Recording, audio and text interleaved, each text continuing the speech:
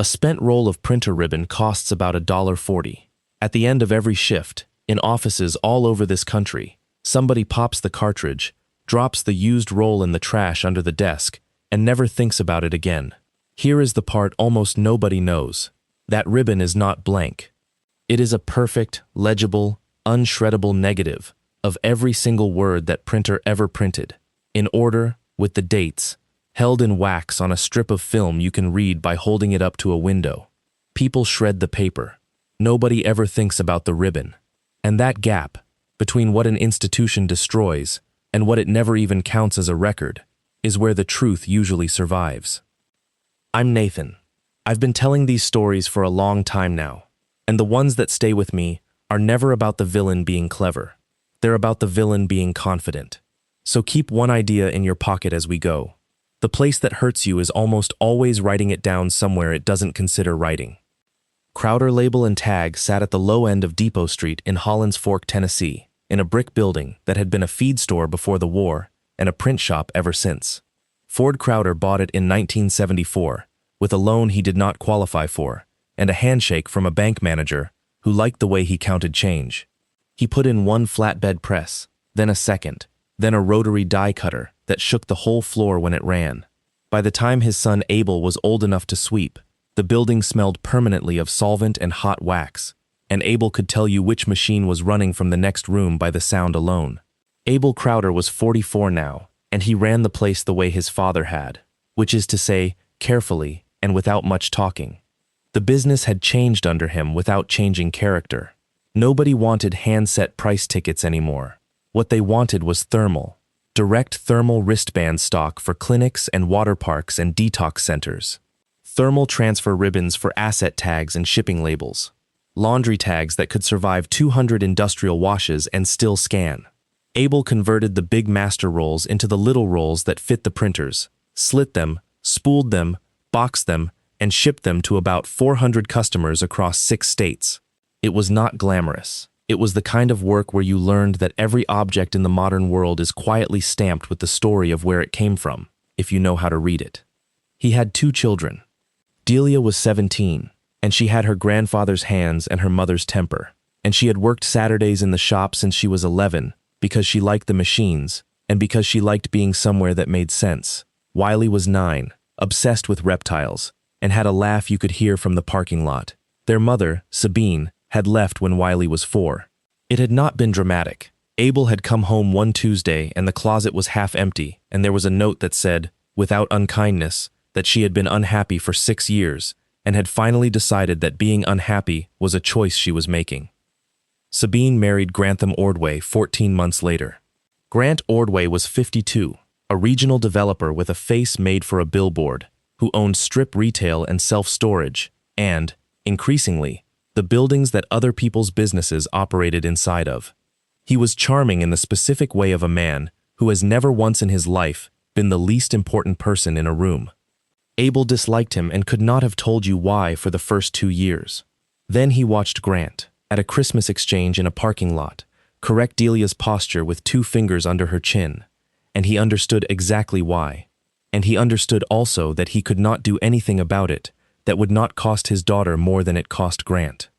The trouble, when it came from money, the way it usually does, and it came from a piece of ground nobody had thought about in 30 years. In 2019, a rail spur reactivation put a corridor straight through the back 40 of the Crowder place out at Barrow Gap, a strip of scrub and limestone Ford had bought in the 70s because it was cheap and adjoined the creek. The easement money was not enormous by the standards of a city, but in Draper County, it was a sum that changed the arithmetic of a family. Ford, who was 79 and did not trust anybody with money, including himself, put every dollar of it into a generation-skipping trust with a bank in Knoxville as trustee. He named his grandchildren, Delia and Wiley, equal shares. The instrument had 2 clauses that would eventually get a girl killed, and Ford Crowder wrote both of them out of love. The first was that a beneficiary's share vested outright at 18. No stage distributions, no 30 and 35.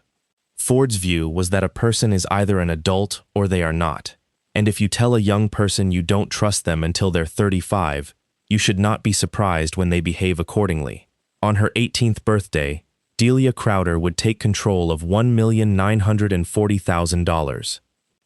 The second clause was the one that mattered. If a beneficiary was, at the time of vesting, subject to a court-appointed conservatorship or guardianship of the estate, the guardian would administer the share until the disability was lifted. Ford had put it in because his own brother had a head injury at 22, and the family had spent 4 years in court. He had put it in to protect a hypothetical grandchild who could not protect themselves. It had never once occurred to him that the clause could be read as an instruction. Grant Ordway read it as an instruction. He read it 11 days after Ford's attorney sent the family a courtesy summary in March of 2023, and by that summer he had begun, patiently and without any single step that a reasonable person could point to build a file on Delia Crowder. She was 17, and she was difficult. That was all he needed. She had a mouth on her. She skipped a semester of chemistry. She had a boyfriend for 6 weeks who had a car that was too loud. She came home at 1 in the morning twice. She screamed at her mother in a Kroger parking lot in front of witnesses. She was, in other words, a completely ordinary 17-year-old with a divorce behind her and a stepfather she could not stand. But every one of those things is also a line item, if a person is willing to write them down in a certain way, on a certain kind of letterhead, in the presence of a certain kind of professional. By January, Grant Ordway had 11 months of documentation and the name of a program. The program was called Ridgeline Transitions, and it had a very good brochure. Sherman Quarles had founded it in 1998, after a career that his own promotional material described as 22 years in adolescent behavioral care, and that the state of Tennessee described, in a file nobody had looked at since 2004, as a series of assistant directorships at 4 facilities, 3 of which had closed. He was 58, silver, soft-spoken, and he had perfected a manner that made frightened parents feel they had finally found the one adult who was not going to lie to them. He said things like, "We don't fix children, we interrupt trajectories." He said, "The hardest thing I will ever ask you to do is trust me for 90 days. He had said it, by that winter, to something over 1,100 families. Ridgeline was 3 things, stacked on top of each other, and the stacking was the point. There was the Cold Spring campus outside Barrow Gap, 190 acres of former church camp with a fence around it, licensed by the state as a residential treatment center. There was Ridgeline Assessment, a clinical arm that produced evaluations, which is to say, documents. And there was Ridgeline Secure Transport, which was 2 Suburbans, 6 men, and a laminated card explaining that they were operating as agents of the parent or legal guardian, which meant that everything they did was, in the eyes of any deputy who pulled them over, a parent's decision being carried out by a contractor. The transport division was run by Sherman's son, Boone Quarles, who was 33 and had the build of a man who had been very good at high school football and had not adjusted his diet since. Boone's crew took children out of their beds. That was the service. Between 2 and 4 in the morning, when the body is at its worst, 2 men come into a bedroom, wake a teenager, tell them they can come easy or they can come hard, and walk them to a vehicle. The parents watch from the hallway. The parents have been coached to say nothing, because saying something interferes with the intervention. By sunrise, the child is in another state. It is entirely legal. That is the thing people cannot believe when they first hear it. And it is the thing that Abel Crowder would spend the following year explaining to people who did not want to believe it either. If you are a minor and your legal guardian signs the authorization, 2 strangers can restrain you and drive you 11 hours, and there is no court, no hearing, no phone call, and no requirement that anyone tell your other parent that it happened.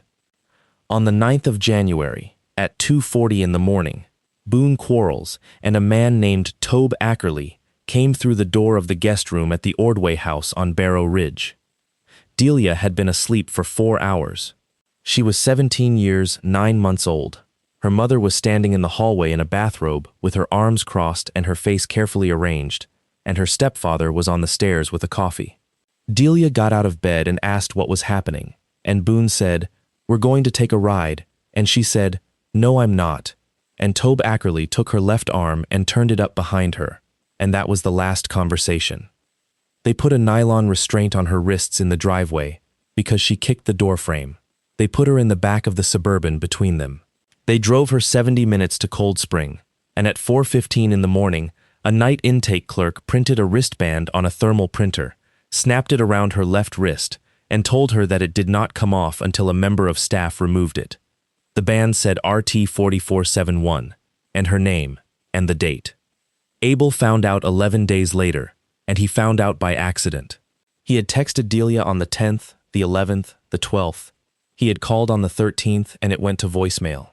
He had called Sabine on the 14th, and Sabine had said Delia was staying with a friend and being difficult and would call when she calmed down. And Abel had believed it, because it was the kind of thing that was true about a 17-year-old, and he has never forgiven himself for how reasonable it sounded. On the 20th, a woman named Georgette Fontaine came into the shop to order 200 memorial stickers for her son's motorcycle club. Abel was running the slitter, and he came out wiping his hands. She wanted a photograph of a boy on a bike, 16, and the dates. Abel said he was sorry and asked how it happened. She said he was in a program. She said the word program the way you say the name of a disease. She said Ridgeline. She said, my son Ellis went in on a Thursday, and he was dead on a Sunday, and they told me it was a pre-existing cardiac condition, and he was in restraint for 40 minutes on a floor, and I've been trying for 3 years to get somebody to look at it, and nobody will, because I signed the paper. Abel Crowder stood in his own front office, holding a rag, and felt the floor go a little soft under him, because he was thinking about a text he had sent his daughter 11 days ago that had never turned to read. He got Sabine on the phone in the parking lot. He asked her one question. He asked, "Where is Delia?" There was a pause on that call that Abel would replay for the rest of his life, because there was a decision in it, and he could hear her make it. Sabine said, "She's getting help, Abel." She said, "Grant and I did what we had to do." She said, "You don't get a say in this. The parenting plan gives me medical, and she is my daughter too, and you have no idea what she's been like." Abel said, "Is she at Cold Spring?" And Sabine said, "Don't you dare go up there." He went up there. Of course he went up there. Cold Spring campus was at the end of 4 miles of county blacktop that turned to gravel at the cattle guard. There was a gate with a keypad and a sign that said, "Visitors by appointment," and a smaller sign under it that said, "This is a therapeutic environment. Please respect our students' privacy."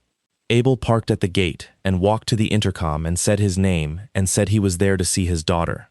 A pleasant voice told him that they could not confirm or deny that any individual was a resident. He stood there for 40 minutes. Then a white pickup came down the inside of the fence line, and a man in a Ridgeline polo told him, without hostility, that he was on private property, that a Draper County deputy was 11 minutes out, and that if he wanted information, he should contact the enrolling parent. The deputy was named Ronson Gable, and he arrived in 9. He was polite. He said, "Mr. Crowder, I've been out here maybe 15 times, and every single time it's a daddy, and every single time the mama signed." He said, "I'm not the guy who can fix this. Go get a lawyer." Abel got a lawyer.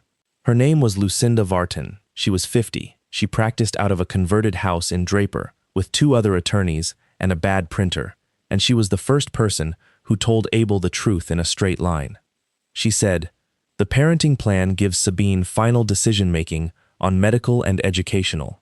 A residential program is arguably both. You have joint legal custody, which means you're entitled to be informed, and she has violated that, and the remedy for that violation is a contempt motion that will be heard in 5 to 11 weeks, and the judge will most likely order that you be informed going forward." She said, "That is the whole remedy. There is no order that reaches inside that fence in less than 2 months." She said the second thing more carefully. She said, "Abel, there's a filing. Grant Ordway petitioned in Draper Chancery on the 19th of December for appointment of a conservator of the person and estate of Delia Crowder to take effect on her 18th birthday. It's supported by a preliminary evaluation from Ridgeline Assessment." Abel said, "A conservator over what estate? She's 17. She has $400 and a truck that doesn't run." And Lucinda Vartan turned her laptop around and showed him the schedule of assets attached to the petition, and there it was in 11-point type, the Crowder Family Descendants Trust, and the number, and the vesting date, the 19th of March. Abel Crowder had a specific reaction to that document. and it is the reason this story ends the way it does. He did not shout. He did not put his fist through the drywall of Lucinda Varton's converted house law office. He sat back, and he looked at the top corner of the page for a long moment, and what he was looking at was the little gray block of characters in the margin where the document had been printed. He said, out loud, to nobody, "They printed this at Ridgeline." Lucinda said, "What?" He said, "That's not a copy shop header. That's a zebra print stamp, and the format is theirs, and the two characters at the end are a cartridge index." He said, "Ma'am, I make ribbon." He said, "I have made ribbon for 26 years, and I am telling you that every document that comes out of that campus has a shadow of itself still sitting on a roll of film in the back of a printer, and when that roll fills up, somebody throws it in a dumpster." It was the 24th of January. Delia had been inside for 15 days. Abel Crowder went back to his shop that night and did not go home, and by 4 in the morning, he had a legal pad with 3 lines on it that would take him 14 months to finish. The first line said, "Get her out." The second said, "Find the ribbon." The third said, "Become their supplier." He never got to do the first one. He tried.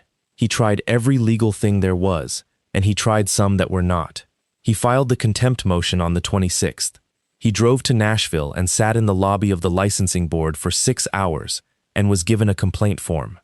He wrote to Delia twice a week, at the address on the brochure, and got no answer, and did not know until much later that 17 of his letters were in a banker's box in the intake office marked hold, because page 38 said staff could withhold correspondence that was, in the judgment of the treatment team, destabilizing.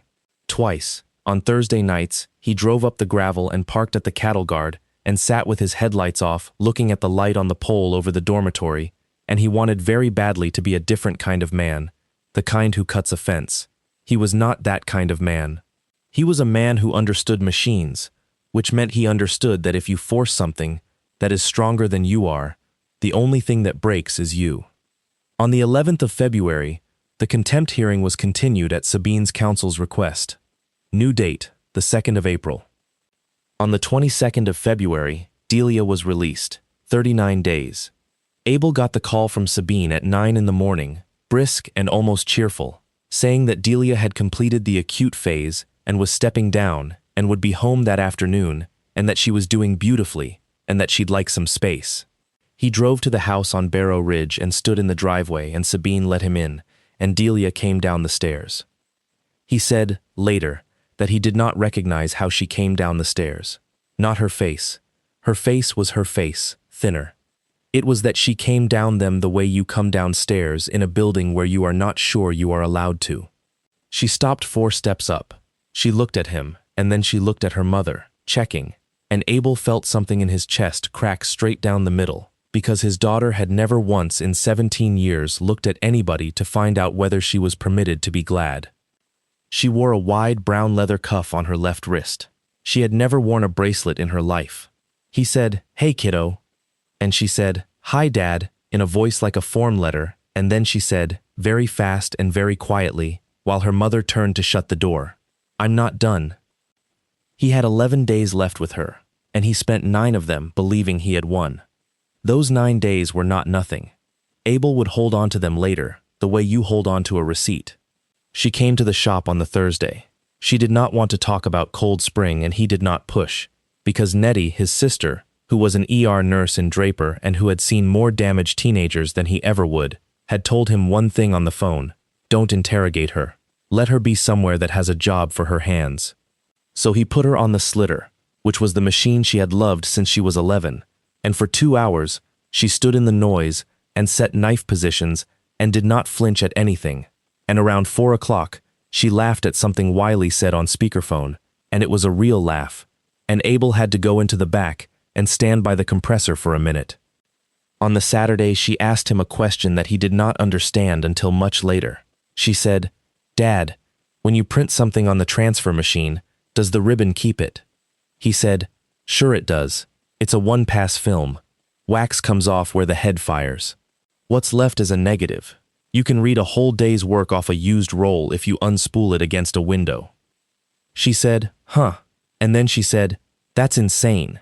And she looked out the window at Depot Street for a while, and Abel, who was a good father and not a psychic, went back to work. She asked him for one other thing that week, on the Monday. She asked if he still had the little handheld label printer, the beat-up orange one from the truck. He said it was in the glove box. She said, "Can I have it?" And he said, "It's yours." He did not ask why a 17-year-old wanted a label printer. He has thought about that for a long time. What was actually happening in those 9 days, he learned in pieces over the following year, and it went like this. Delia Crowder had come out of Cold Spring with 3 things. The first was a diagnosis, delivered in a 14-page document authored by Ridgeline Assessment, that used the phrases impaired reality testing, persistent oppositionality, and, in the summary, a recommendation for continued structured supervision with reassessment at 12 months. The second was a step-down plan that required her to attend an outpatient group at a Ridgeline satellite office in Draper twice a week, which meant that the file kept growing, which was the entire architecture. And the third was that she had spent 39 days on 190 acres paying very close attention. Because Delia was Ford Crowder's granddaughter, and Ford Crowder had made his son recite lot codes at the dinner table, and Abel had done the same thing to her, in a gentler key, since she was small. She had grown up in a building where the answer to "how do you know that" was always "because the object says so." And when they put her in a room with 15 other kids and told her that her memory of her own life was a symptom, she did not argue. Arguing was on the form. Arguing was oppositionality. She counted instead. She counted the days she was in the isolation room, which they called the reset space, and there were 4 of them. She counted the number of times she saw a girl named Kimber taken out of the dining hall by 2 staff, which was 9. She memorized the number on the medication cart. She read the labels on everything within reach, because she had been raised by a man who read labels, and she noticed, in the second week, something that nobody at Ridgeline had ever noticed, because nobody at Ridgeline had ever grown up in a print shop. Every wristband, every med sheet, every incident report, every transport manifest at Cold Spring came out of 2 zebra printers, one in intake and one in the clinical office. And in the utility corridor behind the clinical office there was a rolling bin, and every couple of weeks a maintenance man emptied the printers and threw the spent cartridges into that bin, and every Friday the bin went out to the dumpster by the maintenance shed, and on Monday the county truck came. And she wrote down the schedule: Friday afternoon, in the bin. Monday morning, gone. She could not get to the dumpster. She was inside a fence. But she got out on the 22nd of February with the schedule in her head. And she came home, and on the Saturday she asked her father a question about ribbons and got the answer she already knew. And on the Monday she asked for a label printer. And on the Wednesday, the 6th of March, she borrowed her mother's car at 9 at night and did not come back until midnight.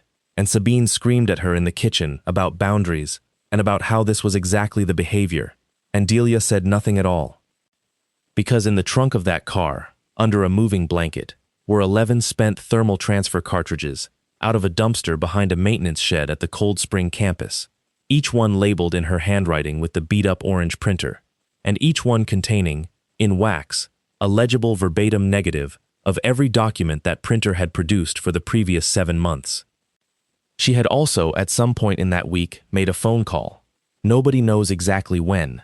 The record shows a 2-minute call from a gas station payphone in Barrow Gap on the 5th of March to the Tennessee Department of Children's Services intake line from a caller who did not give a name and reported physical restraint injuries to a minor at a licensed facility. The intake worker's note, later Exhibit 44, said, "Caller sounded young, disconnected before jurisdiction confirmed." Somebody at Ridgeline found out about the dumpster on the 7th of March. It was not clever detective work. A maintenance man named Merle Tandy noticed the bin was light and mentioned it to the campus director, Elaine Quarles-Bray, who was Sherman's daughter and who had a much better imagination than her father about what could go wrong. Elaine Quarles-Bray called her brother Boone at 4:10 in the afternoon on the 7th of March. The call lasted 11 minutes. At 6 that evening, Grant Ordway called Sherman Quarles. That call lasted 26. And at 4:40 in the morning on the 8th of March, a Ridgeline Secure Transport Suburban with 2 men in it pulled up outside the Ordway house on Barrow Ridge for the second time to take Delia Crowder back to Cold Spring for what the authorization form, signed by her mother at 11 the previous night, described as an emergency stabilization return. She was 17 years and 11 months old. Her share vested in 11 days. The official version took 11 hours to build, and it was, on its face, unremarkable. At approximately 5:40 in the morning on the 8th of March, a 2011 Toyota Corolla registered to Sabine Ordway left State Route 9 on the 3rd switchback below Quarry Road, went through a guardrail terminal, and struck a limestone shelf 60 feet down. The sole occupant, a 17-year-old female, was pronounced at the scene. There was frost on the road. There were no witnesses. A Draper County deputy named Ronson Gable was first on scene at 6:02, having been flagged down on Quarry Road by a passing motorist. And the motorist, whose name went into the report as Merle Tandy, said he had seen headlights go over. The family's statement, given to a reporter from the Draper Sentinel that afternoon by Grant Ordway on the front steps of the house on Barrow Ridge, said that Delia had been struggling, that she had left the house before dawn without permission, that the roads were bad, and that they asked for privacy. Abel Crowder found out at 7:15 in the morning, from his sister, because nobody had called him. He drove to the county building in Draper where the medical examiner's office was in the basement, and he sat in a plastic chair for 3 hours because the identification could not proceed until certain paperwork was complete. And at 11:40, a man came out and introduced himself as Dr. Ansel Ruzicka and said, "Mr. Crowder, I'm sorry, come with me." Ruzicka was 61 and had been the medical examiner for Draper and 2 adjoining counties for 19 years. He had a slow way of speaking and hands that were always doing something small and precise, and he was, as Abel would learn, the single most stubborn public servant in the state of Tennessee. She was on a table under a sheet turned back to the collarbone. Abel said, "Yes, that's my daughter," in a voice he did not recognize. And then he did what every parent does, which is that he leaned in, because he wanted to put his hand on her hair, and he wanted to say something to her, and it did not matter that she could not hear it. And Dr. Ruzicka said, "Sir, wait." Abel stopped. Ruzicka said, "Look at this." He was standing at the left side of the table. He had a gloved hand under her forearm. He said, "I've been doing this a long time, and I want you to understand that I'm not supposed to be showing you this, and I'm going to show it to you anyway, because you're going to be asked to sign a release in about an hour, and I don't want you to sign it." He said, "The crash explains everything but this." And he gently turned her arm. Under the wide leather cuff, which had been cut and set in a tray, the skin of her left wrist was wrong in 3 separate ways, and Abel, who spent his life looking at the surface of things, saw all 3 before Ruzicka said a word. The first was a band of pale, sodden, wrinkled skin about 1.25 inches wide that ran all the way around the wrist, with a hard line at each edge and a rim of adhesive gum still on it, gone gray with lint. Skin that has been under a sealed plastic band for weeks does that. It macerates. It looks like a thumb that has been in the bath too long, and it does not happen in 11 days of freedom, and it does not happen in a car wreck. The second was that inside that pale band, faint but perfectly legible, there was printing, not on the skin. In it, a mirror image ghost of black characters, transferred out of the thermal face stock into the softened skin under 7 weeks of body heat and pressure, reversed, like something read in a rearview mirror, RT-4471, and under it, D.CROWDER, and under that, 03-08.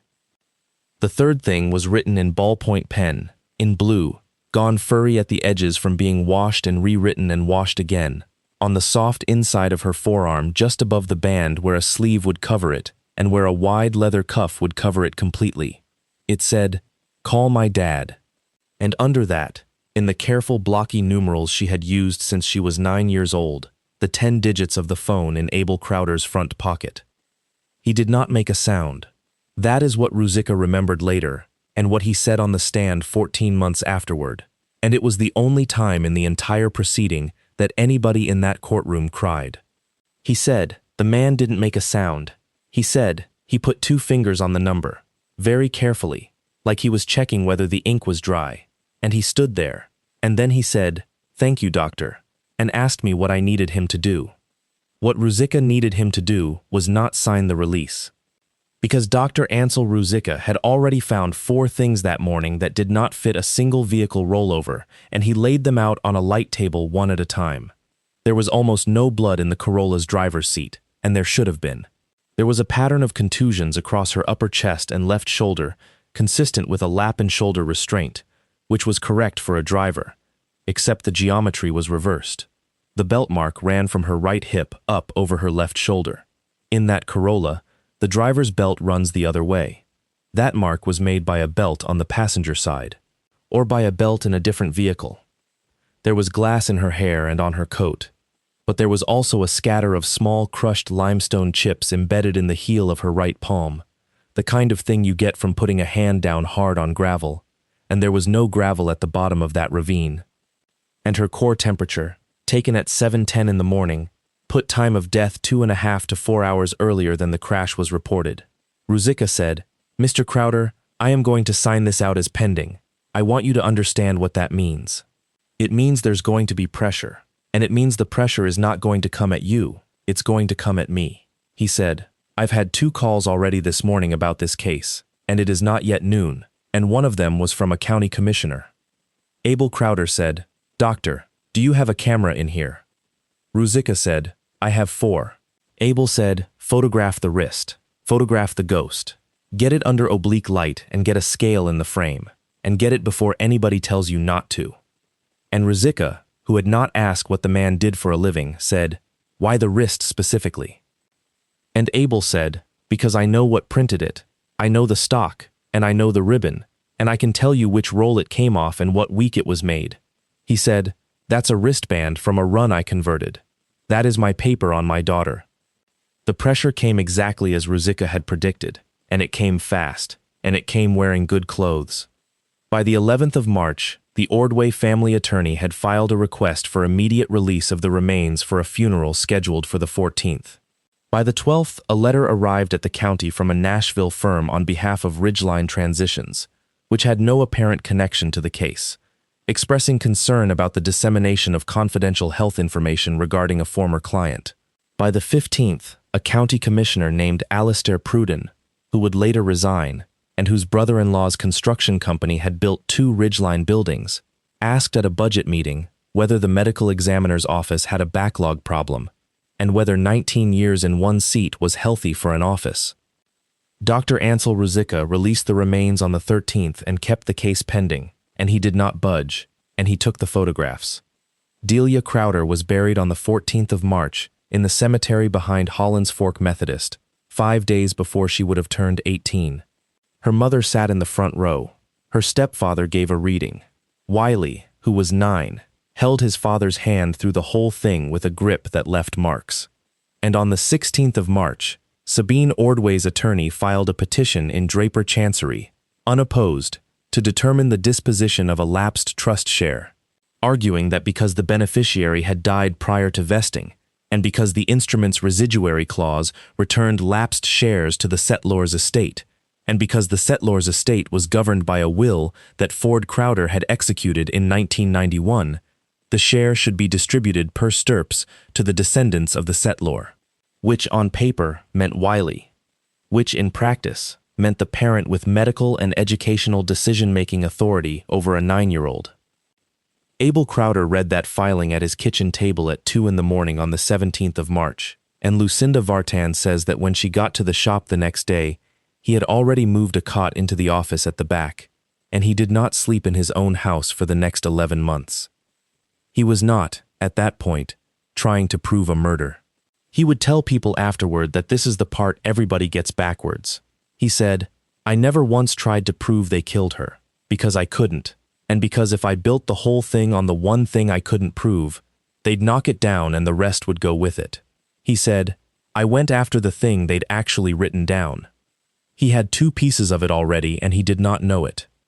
The first came on the 19th of March, Delia's birthday, when Sabine Ordway had the Corolla's contents released from the impound lot and had them delivered to the house, and Wiley, who had been told to stay in his room, went out to the garage and looked in the boxes for his sister's headphones, and found instead 11 black plastic cartridges, each one wrapped in a strip of white label tape with his sister's handwriting on it. Wiley Crowder was 9 years old. He read the labels. They said things like Intake Jan and Clinical 11/23/114, and the 11th one said, Dad, read this one first. He put all 11 in his backpack.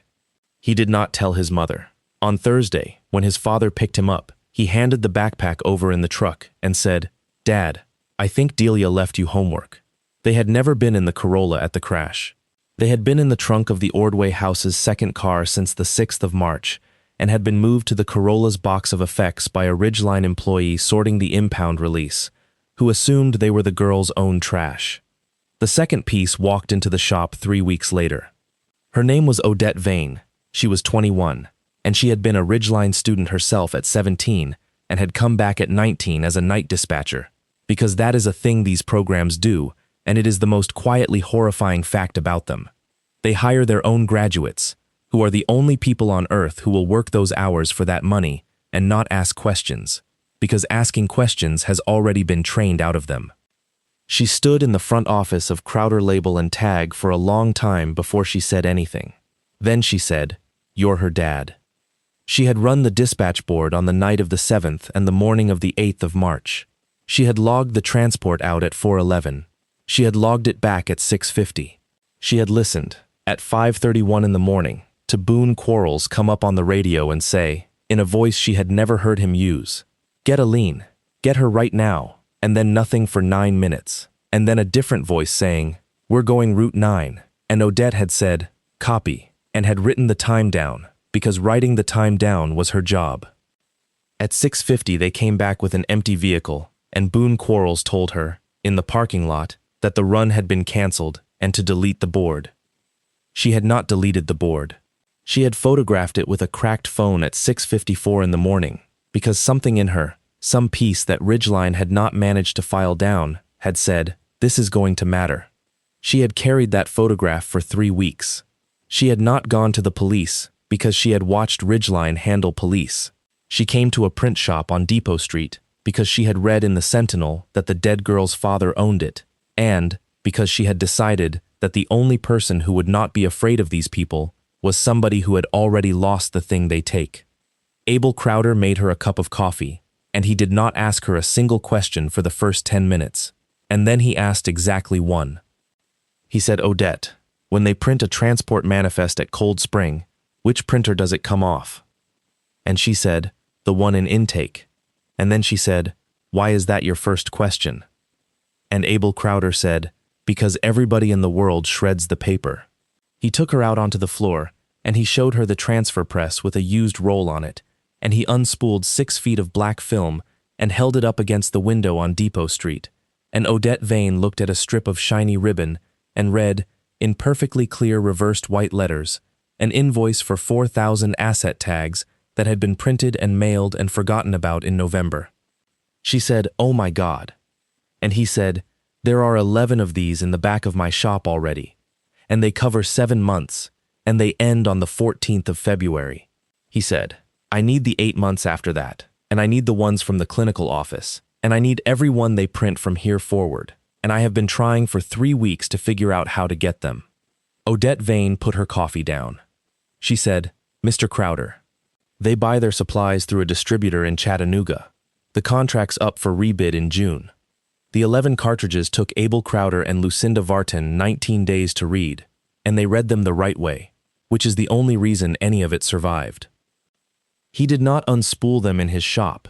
He called Dr. Ruzicka, who called a woman at the state's forensic lab in Nashville, who put him onto a private examiner in Knoxville named Verity Lunt, who did question documents and imaging for insurance carriers. Abel paid her $11,000 he did not have. She built a jig, transferred each ribbon onto archival cores under sealed custody, photographed every frame at 800 dots per inch under transmitted light, and produced a certificate of process for each one. Nobody ever touched the wax with a bare hand. That decision, made in the first week by a man who had never been in a courtroom in his life, is the reason a defense team could not later say the word contaminated and make it stick. What was on them was a 7-month verbatim transcript of a business. There were 406 wristbands. There were intake forms with the names of children and the names of the parents who signed them. There were medication administration records. There were incident reports. And the incident reports were the thing, because Ridgeline's incident reports were printed twice. That was the discovery that broke it open, and it was so simple that Lucinda Vartan laughed out loud when she understood it, and then put her hand over her mouth because laughing felt obscene. An incident at Cold Spring generated a report. The report was written by the staff member on shift, printed, and put in the student's file. Then, at some point in the following days, a second version of the same incident, same date, same student, same report number, was printed. And the ribbon had both. Side by side, in wax, 4 inches apart on a strip of film, you could read what had actually happened and what the file said had happened. On the 11th of November, student placed prone, floor hold, approx 22 min, student stated she could not breathe, hold maintained per protocol. And then, 4 inches later, the same report number, student escorted to reset space, compliant, no physical intervention. There were 61 of those pairs in 7 months. There was a boy named Ellis Fontaine in the earlier rolls too, because the clinical printer's cartridge from 3 years before had never been thrown out. It had been sitting in a supply closet in a box marked spares, because the maintenance man had assumed it was new. Odette Vane knew exactly which box. It came back with a first-generation report on the death of a 16-year-old that ran to 2 pages, and a second-generation report, printed 9 days later, that ran to 1. And there was Delia. There was RT 4471, printed at 4:19 a.m. on the 9th of January. There was a reset space log with her name on it 4 times in 39 days. There was a communication hold, and there was, on the very last frames of the intake cartridge, printed at 4:26 in the morning on the 8th of March, a transport authorization for Crowder, Delia M., signed by parent, purpose, emergency stabilization return. A transport that Ridgeline's counsel would state in writing, 4 months later, had never occurred. That was the moment Abel Crowder stopped being a grieving father and became something else, and the change was not loud. He sat in Lucinda Vartan's office and looked at a photograph of a strip of film for a while, and then he said, "They've told a lie that a document contradicts. They will do that again. They will do that every single time somebody asks them a question, and every time they do it, they'll print something." He said, "I want them to keep printing, and I want to be the one who makes the film." Lucinda Vartan said, "Abel, that's insane." And Abel said, "No, ma'am, that's a supply contract." Here is what he did, and it took him from April to June to build, and it is the reason people in Draper County still talk about the man from the label shop. He did not approach Ridgeline. Ridgeline would never in 1,000 years have bought a roll of tape from Crowder Label and Tag. So he went to the distributor in Chattanooga, a family outfit called Sequatchie Supply that carried 11 brands and won contracts on price, and he offered them something no converter had ever offered them, a private label thermal line made 40 minutes away at 11% under their current landed cost, with next-day delivery and, this was the hook, and Abel had spent 2 weeks getting the language right, a free spent consumables recovery program. Sustainability. That was the word on the one-page sell sheet. Locked collection bins provided at no cost. Weekly pickup. A certificate of responsible destruction for the customer's compliance file, suitable for auditors. Because used ribbon, the sheet noted helpfully, can retain a readable image of printed content, and improper disposal is a data security exposure. Every word of it was true. That is what made it perfect. He was not lying to anybody.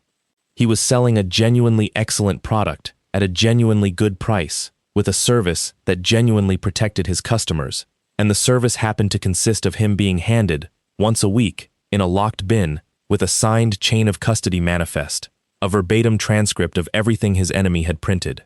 Sequatchie Supply signed in May. They rebid the Ridgeline account in June with Abel's line in it and won it on price.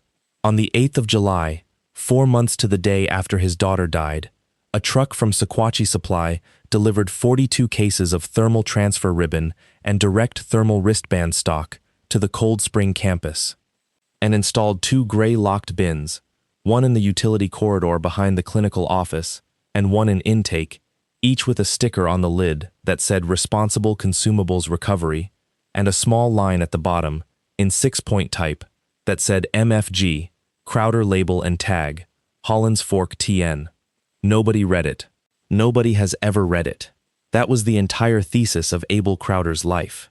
And every roll in every one of those cases carried, micro-printed on the liner, in a place no human eye would go, a unique 4-character index that tied it to a specific slitting run on a specific machine on a specific day. Which meant that from July onward, any document Ridgeline Transitions produced could be matched to the exact roll it was printed on, and the exact week that roll was in the building. Which meant that a backdated document was no longer a matter of anyone's word. He ran it for 11 months and he told almost nobody. Lucinda Vartan knew, Odette Vane knew, and had quit Ridgeline in May and come to work at the shop, where she ran the small format press and, on Tuesday afternoons, sat in the back room with a light table and a legal pad. Nettie knew. Dr. Ruzicka knew that something was happening and made a point of not asking. Wiley did not know, and would not know until he was 11, and Abel has said that keeping it from a 9-year-old who had already handed him 11 cartridges out of a backpack was the hardest sustained lie of his life. Every Thursday, a driver from Sequatchie Supply, an employee of the distributor, not of Abel, which mattered later, collected the locked bins from 4 Ridgeline sites, signed a manifest, and dropped them at a bonded storage unit in Draper.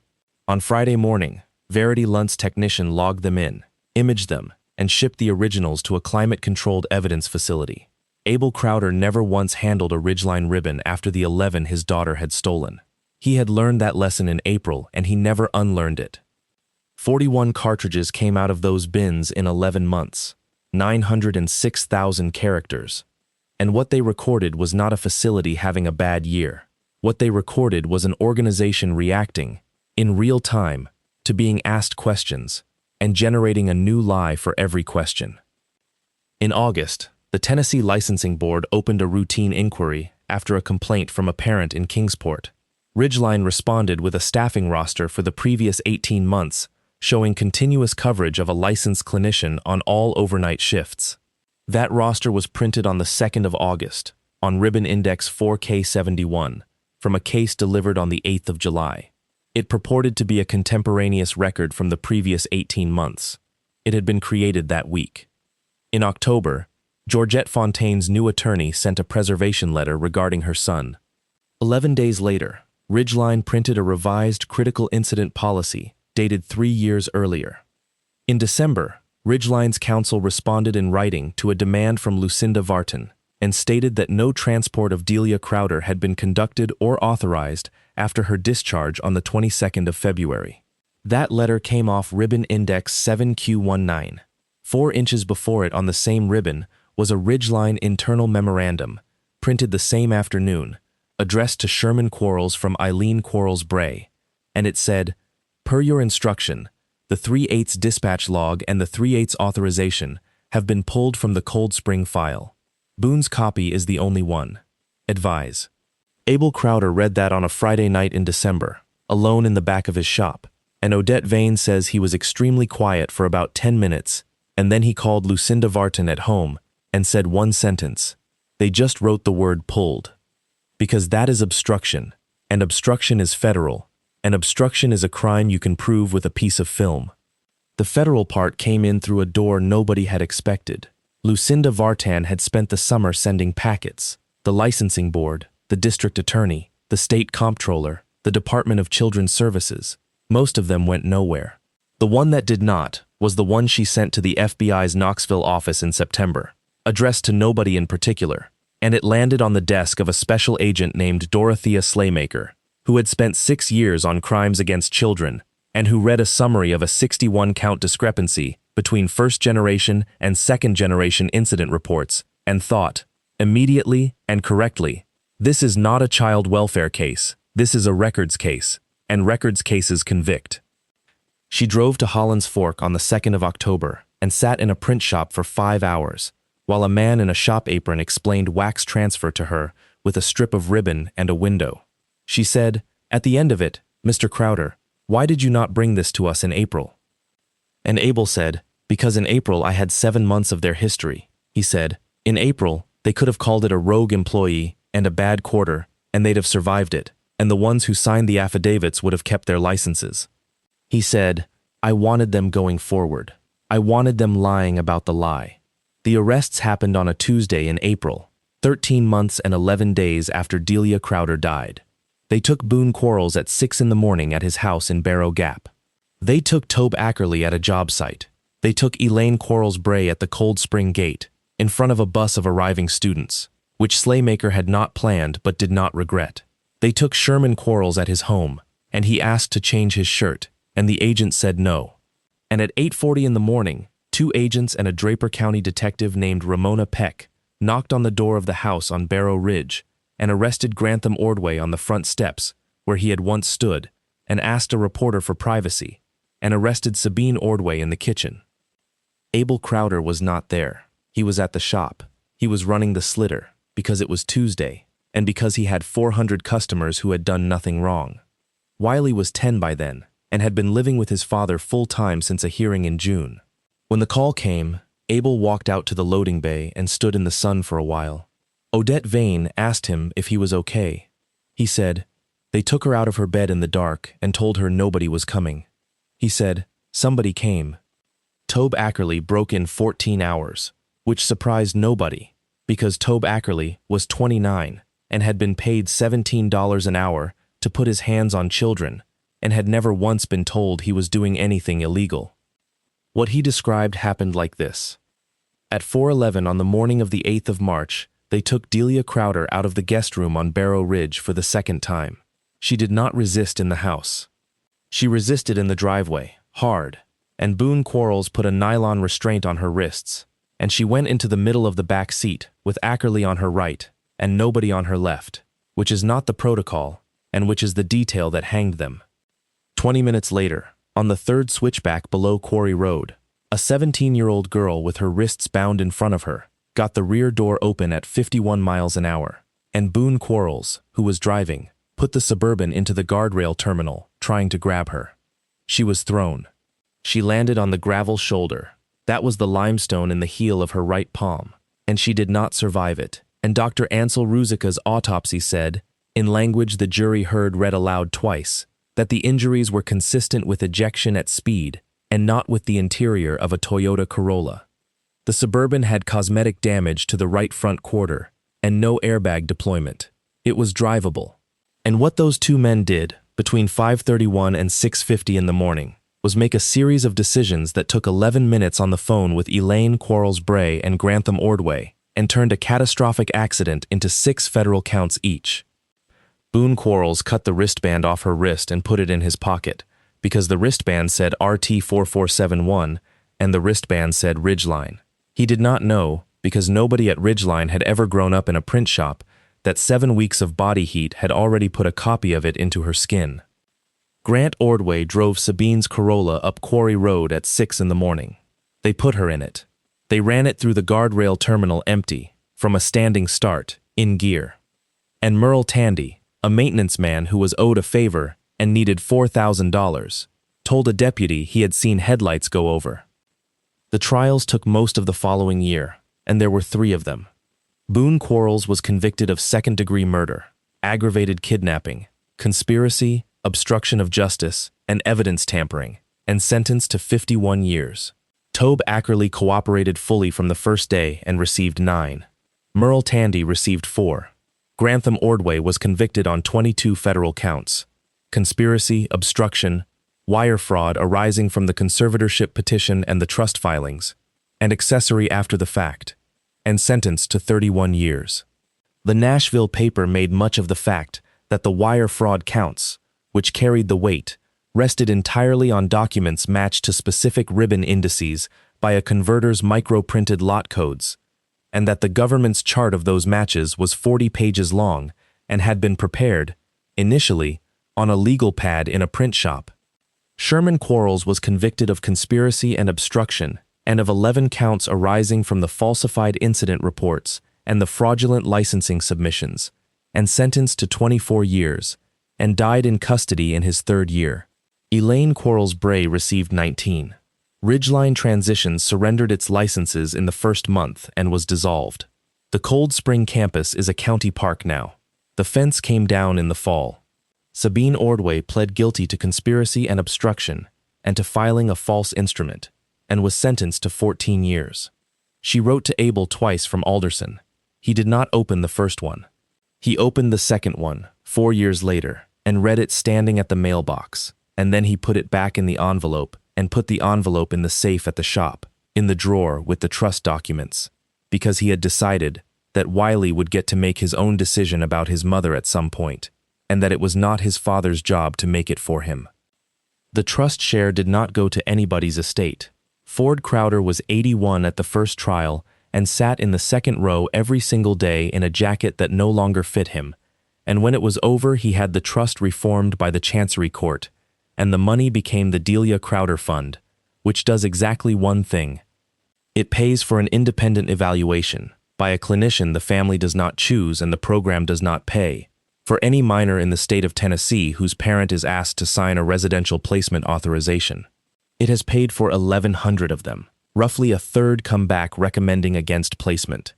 Dr. Ansel Ruzicka retired at 65. The commissioner who had asked about his backlog resigned before the second trial.